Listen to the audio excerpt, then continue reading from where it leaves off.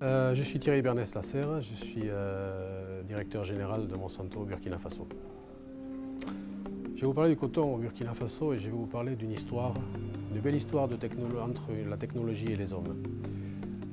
Quand je vous aurais dit que le coton pour le Burkina Faso est appelé l'or blanc, vous aurez compris l'importance que cette culture revêt pour le pays.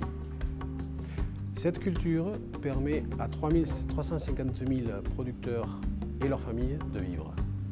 Cette culture fournit pour le pays l'huile alimentaire.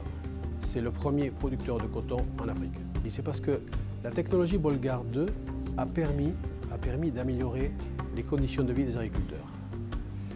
Par une diminution des traitements, en passant de 6-8 traitements à l'hectare à 2 traitements à l'hectare.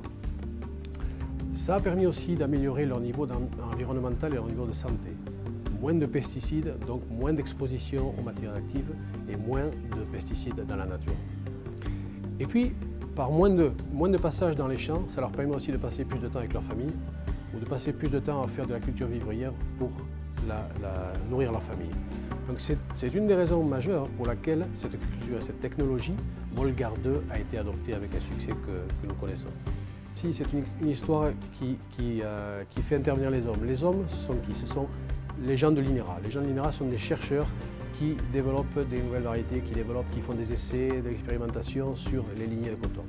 Ce sont les sociétés cotonnières, Sofitex, Socoma, Faso Coton.